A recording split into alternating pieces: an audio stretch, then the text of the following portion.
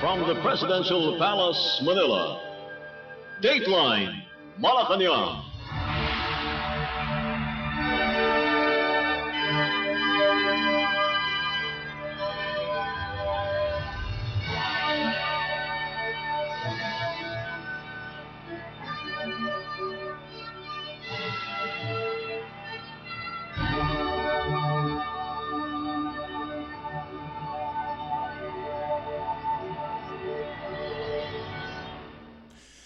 Good day.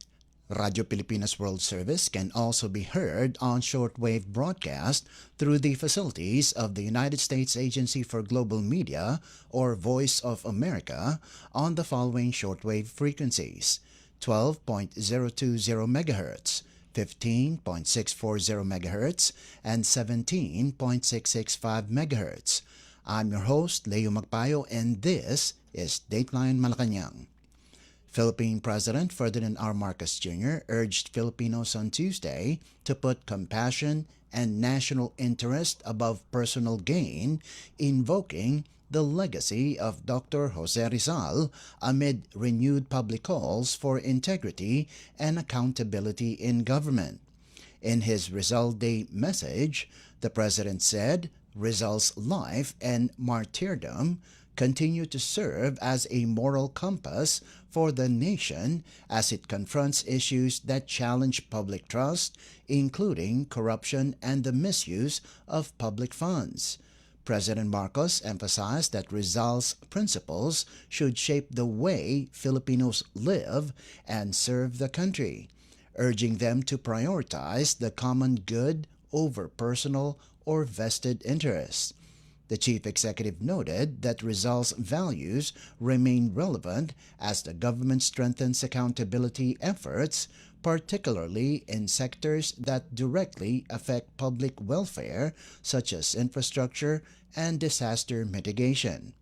President Marcos added that honoring Rizal means ensuring that justice is felt in the daily lives of ordinary Filipinos.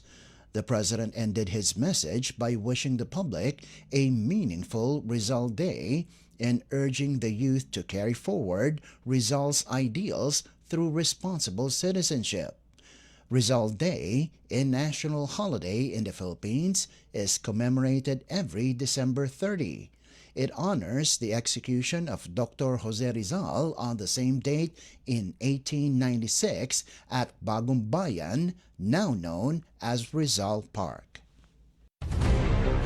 Dateline Malacañang.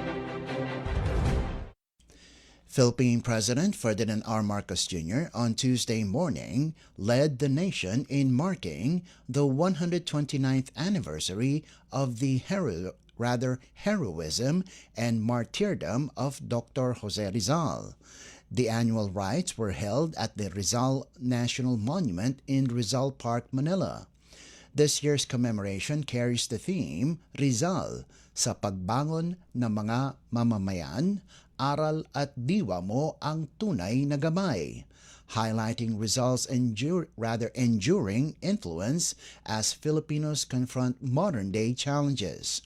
The ceremony began with the traditional flag raising, followed by President Marcos's solemn wreath-laying at the foot of the monument, an act symbolizing the country's continued recognition of Rizal's sacrifice and ideals. The National Historical Commission of the Philippines says this year's observance aims to remind Filipinos of the immortal lessons drawn from Rizal's life and works, especially as the nation strives for unity, reform, and resilience. The event is jointly organized by the Armed Forces of the Philippines, the National Historical Commission, the Order of the Knights of Rizal, and the City of Manila. After leading the commemoration, President Marcos Jr. and the First Family led the pamaskong handog mula sa Pangulo. The President and the First Family were warmly greeted by the beneficiaries at the Rizal Park Open Air Auditorium, Open Amphitheater in Ermita. For this year, around 2,000 grandmothers and grandfather beneficiaries will receive gift packages from the Office of the President. Dateline Malacañang. In other news, the House of Representatives on Monday ratified through a viva voce vote the Bicameral Conference Committee report on House Bill or HB 4058 or the proposed 2026 General Appropriations Bill or GAB. With both chambers approving the measure, the budget bill is now ready for transmittal to President Ferdinand R. Marcos Jr. for review and final approval. The President is expected to sign the 2026 national budget in the first week of January. House Speaker Faustino D. III described the passage of the GAB as one of the chamber's most vital constitutional responsibilities. In his remarks before the Christmas break, D emphasized that the 2026 budget and the process behind it represent a landmark effort. The proposed 2026 GAB allocates 6.7 trillion pesos for government operations next year. It is also the first national budget to provide education funding equivalent to 4.1% of the country's gross domestic product or GDP, surpassing international standards. Health and agriculture are likewise among the top priority sectors. Funding increases for these areas were sourced from adjustments to the Department of Public Works and Highways or DPWH's proposed budget following issues raised over flood control projects. Dateline Malacañang. Meanwhile, Senate Committee on Finance Chairman Sherwin Gatchalian stressed the need to adjust the schedule for Congress's deliberations on the proposed national budget in the coming years. Gatchalian explained that with the new transparency initiatives implemented in the budget process, the old timetable used by both chambers of Congress for discussing the budget bill is no longer workable. The Senate Finance Chief admitted that because of the reforms introduced in this year's budget process, they were pressed for time, which is why the ratification of the 2026 General Appropriations Bill or GAB reached as late as December 29th. He noted that in previous years, the budget bill was usually ratified by the second week of December, allowing the General Appropriations Act or GAA to be signed before year-end. Because of this, Gatchalian said that if the old schedule is followed, there is a real risk of the country ending up with a reenacted budget. For Gatchalian, the ideal scenario is for Congress, including the Senate, to begin budget deliberations immediately after the President's State of the Nation Address or SONA.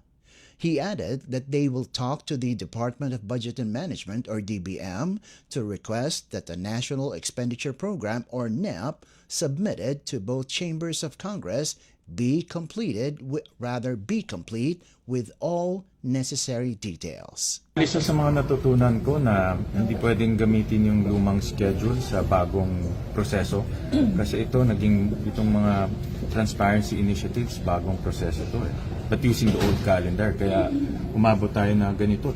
I think first time yata in history na 29 tayo magra-ratify. No? Normally, nagra-ratify tayo second week of December tapos transmitan na. No? Pero ngayon medyo aminado ako na nagahol kami sa oras. Iniisip ko kung kaya once na na-submit yung NEP, umpisa na kagad ng budget briefing. Ang nangyayari lang kasi pag submit ng NEP, wala pang detalye yung NEP. No? For example, wala pang utilization, wala pang yung detalye ng mga programa. So after SONA ideally, after SONA kagad. Kung kaya nga, simultaneous with the House. So para sabay kami. Kasi kung ganito ulit ang schedule, delikado baka may risk of reenactment kung same schedule pa rin. That was Senate Committee on Finance Chairman Sherwin Gatchalian. Dateline Malacañang. Meantime, Executive Secretary Ralph Recto said Tuesday that the executive branch is conducting a full review of the ratified 2026 General Appropriations Act or GA to ensure that public funds are properly allocated and aligned with the needs of Filipinos. Recto confirmed that Malacañang received the ratified budget on December 29th and immediately began what he described as a thorough review to ensure its integrity and effective execution. He said President Ferdinand R. Marcos Jr. and his economic team are scrutinizing the measure to determine any deviations from the National Expenditure Program or NEP originally submitted to Congress. According to Recto, the review, expected to take about a week, aims to guarantee that the spending plan complies with legal standards while addressing public needs. Recto also assured the public that a short period under a reenacted budget will not disrupt government operations, emphasizing that the review is intended to uphold fiscal discipline and ensure that taxpayers' money is used responsibly and translated into real benefits for citizens. Dateline Malacañang. The Philippine National Police or PNP says former Public Works Undersecretary Maria Catalina Cabral likely died from injuries she sustained after sliding and falling into a ravine in Benguet Province.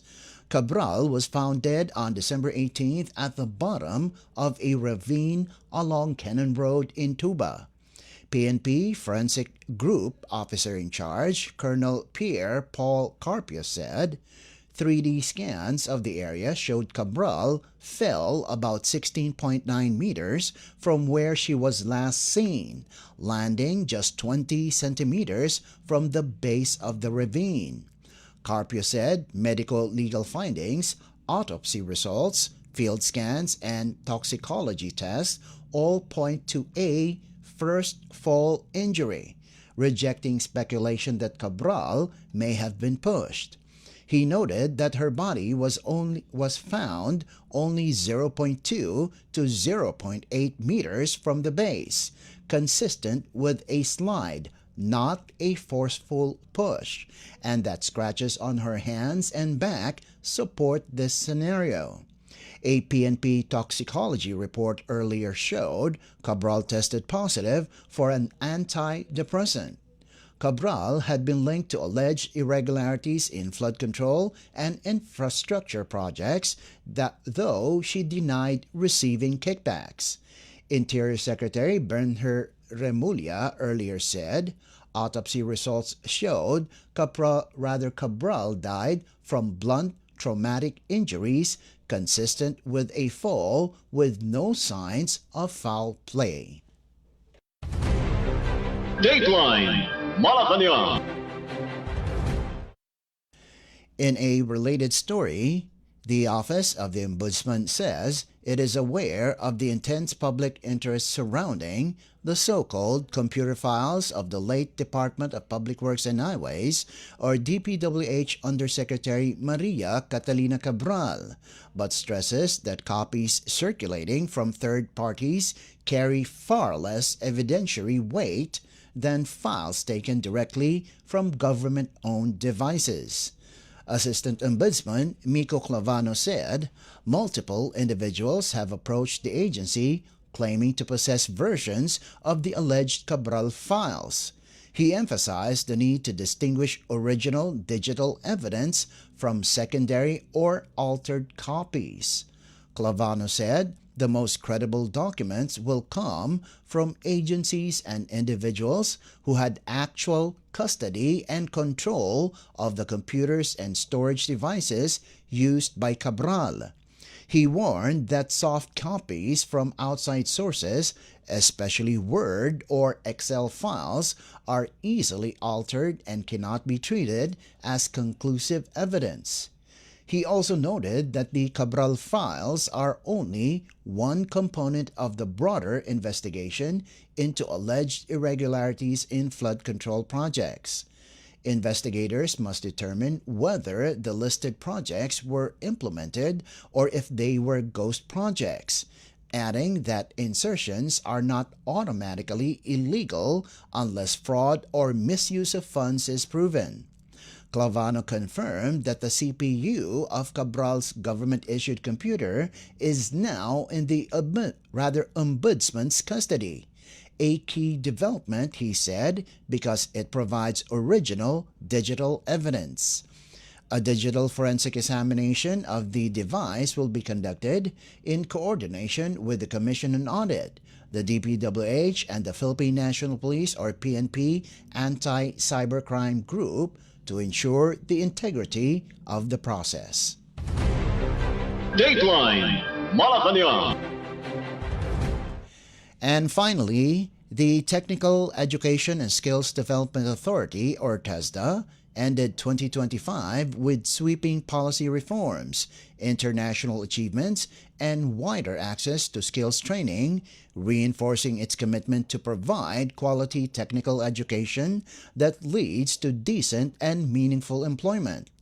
With strong support from President Ferdinand R. Marcos Jr., a longtime advocate of technical vocational education and training, or TVET, TESDA further solidified skills development as a key pillar of the country's education and workforce agenda. After graduation, students can immediately seek employment if they choose, because they will have completed training equivalent to NC2 or NC3. The Philippines posted historic gains in international skills competitions in 2025. As host of World Skills, Association of Southeast Asian Nations or ASEAN Manila 2025, the country delivered its strongest performance yet, winning 30 medals. Filipino competitors also secured 4 medals at World Skills Asia 2025 in Taiwan, underscoring the world-class capabilities of the nation's skilled workforce. TESDA intensified efforts to align Philippine TVET with global standards. Secretary Kiko Benitez represented the country at the Education World Forum 2025, where he discussed strategies for adapting TVET to rapidly changing labor markets and digital transformation. Domestically, TESDA deepened collaboration with the Department of Education, or DepEd, and the Commission on Higher Education, or CHED, to ensure smoother transitions from schooling to employment.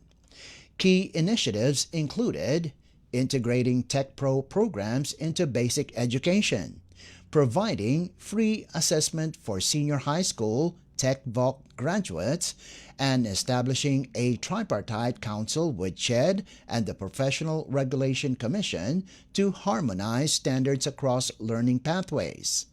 TESDA also expanded lifelong learning opportunities through micro-credentials, now offering 375 registered courses through 190 training providers nationwide. Among TESDA's major policy accomplishments was the rollout of the Early Childhood Care and Development Services NC3 following the passage of the ECCD law.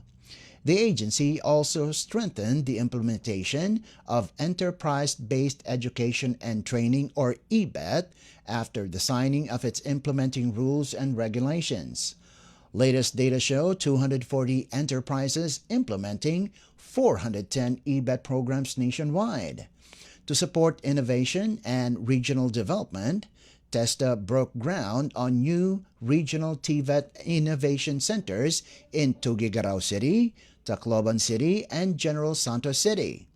President Marcos reaffirmed the administration's priority for skills development during his visit to the TESDA headquarters on October 10th.